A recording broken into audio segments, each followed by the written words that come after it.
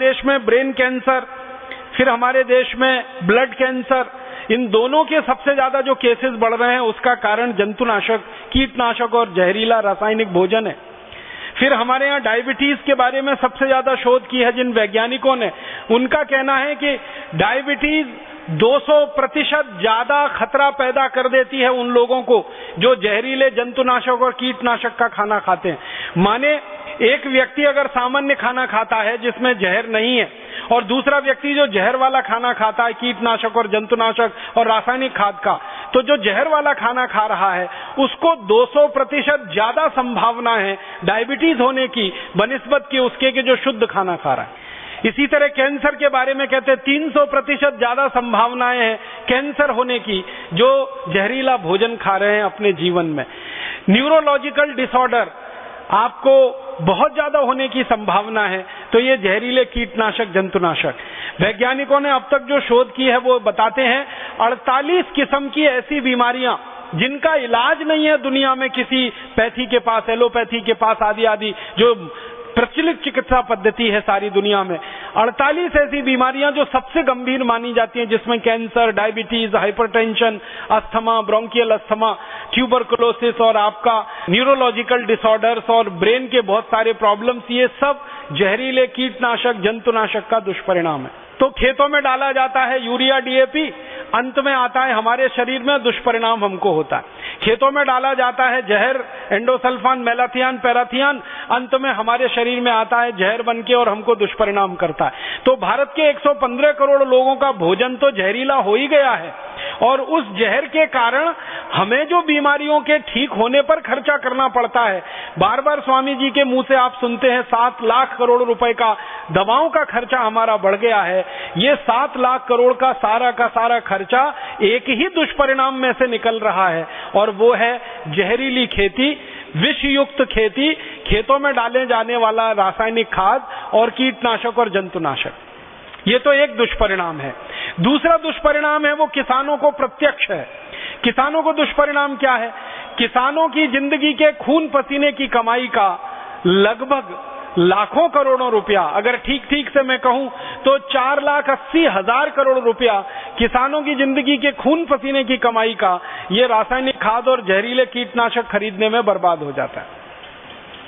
किसानों का खर्चा हो रहा है 4,80,000 करोड़ यूरिया, डीएपी और जंतुनाशक कीटनाशक खरीदने में, और वो सारा का सारा हमारे शरीर में आता है। फिर हमें बीमारियों का इलाज कराने में खर्च करना पड़ रहा है करीब 7 लाख करोड़। अगर दोनों खर्चे को मिला दिया जाए तो लगभग 12 लाख करोड़ रुपए हमारे देश का सीधे बर्बाद हो रहा है खेतों में जो यूरिया, डीएपी और कीटनाशक का जहर डाला जा रहा है उसके कारण। और आप जानते हैं ये 12 लाख करोड़ रुपए की रकम कितनी बड़ी रकम है। ये भारत सरकार के एक साल के बजट से 2 लाख करोड़ रुपए ज्यादा है। भारत का एक साल का बजट 10 लाख करोड़ का है, उससे भी 2 लाख करोड़ रुपए ज्यादा की रकम हमारी खर्च हो रही है ये यूरिया, डीएपी, सुपर फॉस्फेट आदि का खेतों में इस्तेमाल करने से। तो एक तो प्रत्यक्ष नुकसान है वो किसानों को, और दूसरा परोक्ष नुकसान है वो भारत के 115 करोड़ नागरिकों को। और एक तीसरा नुकसान है वो ये कि ये 4,80,000 करोड़ रुपए जो किसानों के द्वारा खर्च किया जाता है, इस खर्चे में भारत सरकार लगभग 1,20,000 करोड़ की सब्सिडी देती है यूरिया, डीएपी और कीटनाशकों पर, और वो सब्सिडी का सारा खर्चा सरकार आपकी जेब में से निकालती है टैक्स के रूप में। तो तीसरा खर्चा आपकी जेब पर डाका सरकार के द्वारा। आप सरकार को टैक्स देते हैं विकास का काम करने के लिए, उस टैक्स के पैसे में से 1,20,000 करोड़ रुपए सरकार खर्च कर देती है यूरिया, डीएपी और कीटनाशक कंपनियों को दे देते हैं वो, ताकि किसानों को ये आसानी से और सस्ता उपलब्ध हो जाए। तो आपकी जेब से भी पैसा जा रहा है, किसान की जेब से भी पैसा जा रहा है, अंत में आप बीमार पड़ रहे हैं, वो पैसा भी आपको लाखों करोड़ों में खर्च करना पड़ रहा है। तो आप बोलिए कि ये जहरीली खेती और ये विषयुक्त खेती जो हमारे देश में चल रही है, इससे लाभ किसको हो रहा है? लाभ सिर्फ एक जगह हो रहा है, और वो बड़ी बड़ी विदेशी कंपनियों को जो ये जहरीले रासायनिक कीटनाशक बेच रही हैं और हमारे देश में जहरीले रासायनिक खाद बेच रही हैं। अमेरिका की सैकड़ों कंपनियां हैं जो भारत में ये व्यापार पिछले 40 साल से कर रही हैं। अमेरिका के अलावा यूरोप के देशों की सैकड़ों कंपनियां हैं जो ये व्यापार भारत में पिछले 40 साल से कर रही हैं। आपको एक अमेरिकन कंपनी का नाम जरूर मैं लेना चाहूंगा कि अमेरिका की ऐसी ही एक कंपनी भारत में व्यापार करने आई थी, उसका नाम था यूनियन कार्बाइड। उसने भोपाल में एक कारखाना लगाया था और वो कारखाना जहरीला कीटनाशक बनाने के लिए ही था। उस कारखाने में से 40 मीट्रिक टन जहरीली गैस निकली थी, मिथाइल आइसोसाइनेट, और उस गैस के निकलने के कारण 3 दिसंबर 1984 की रात को 1 घंटे के अंदर 3000 लोग तड़प तड़प के मौत की नींद में सो गए थे। और सरकारी आंकड़ों के अनुसार कुल मिलाकर 17,000 लोग उसमें मरे थे और 1 लाख से ज्यादा लोग हमेशा के लिए विकलांग हो गए थे। वो एक अमेरिकन कंपनी की कहानी यूनियन कार्बाइड। इसी तरह से अमेरिका की एक कंपनी बायर, इसी तरह से अमेरिका की एक कंपनी पार्क डेविस, सैकड़ों अमेरिका की कंपनियां इस देश में जहरीले कीटनाशक का व्यापार कर रही हैं और उन कंपनियों को सबसे ज्यादा मुनाफा हो रहा है। जो पैसा किसान खर्च कर रहे हैं कीटनाशक जंतुनाशक खरीदने में, वो सारा इन कंपनियों की जेब में जा रहा है। और रासायनिक खाद जो हमारे देश के किसान खरीद रहे हैं, उसका पैसा भी भारत देश से बाहर जा रहा है, क्योंकि रासायनिक खाद बनाने के लिए एक केमिकल की जरूरत पड़ती है। उस केमिकल का नाम है नेफ्था, और ये केमिकल भारत में ज्यादा पैदा नहीं होता, ये विदेशों से आयात करना पड़ता है, क्योंकि ये केमिकल पेट्रोलियम बाई प्रोडक्ट है और भारत में पेट्रोल ज्यादा पैदा होता नहीं, कच्चा तेल ज्यादा पैदा होता नहीं। तो जिन देशों में कच्चा तेल ज्यादा पैदा होता है, वहां से नेफ्था खरीदना पड़ता है, फिर उससे हम ये रासायनिक खाद बनाते हैं। तो अंत में सारा का सारा पैसा किसानों की जेब से निकलकर विदेशों में या किसानों की जेब से निकलकर विदेशी कंपनियों के खातों में जमा हो रहा है। माने हर साल का जो हम 12 लाख करोड़ रुपया फालतू में बर्बाद कर रहे हैं इस देश का, वो या तो अमेरिका को समृद्ध बना रहा है, अमेरिकन कंपनियों को समृद्ध बना रहा है, यूरोप की कंपनियों को समृद्ध बना रहा है, किसानों को गरीब और कंपनियों को अमीर, ऐसा बनाने की व्यवस्था हमारे देश में चल रही है।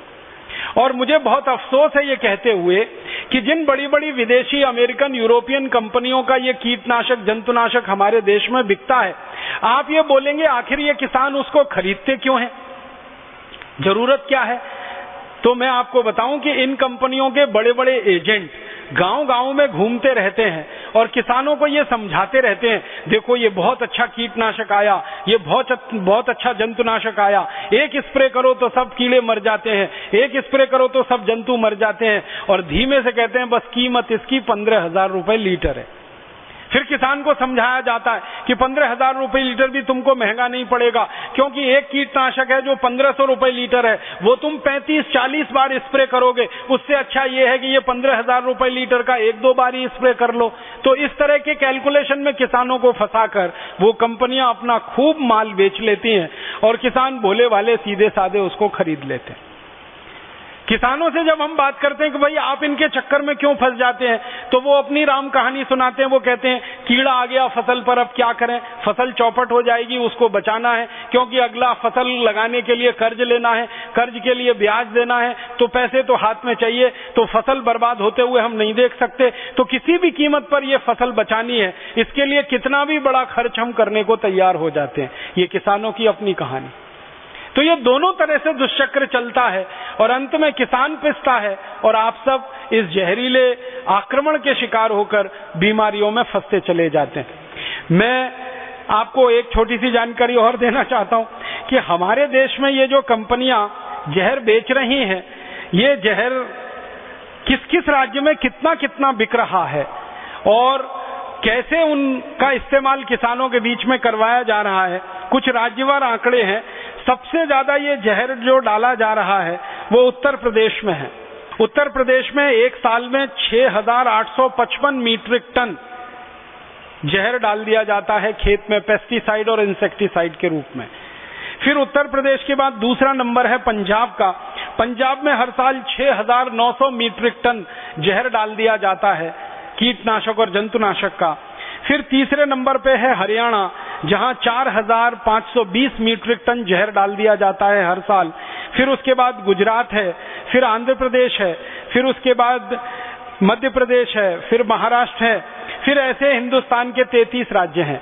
कुल मिलाकर मैंने आपको बताया 90,000 मीट्रिक टन है। जो कीटनाशक जंतुनाशक डाले जाते हैं उनमें जो सबसे ज्यादा डाला जा रहा है डीडीटी।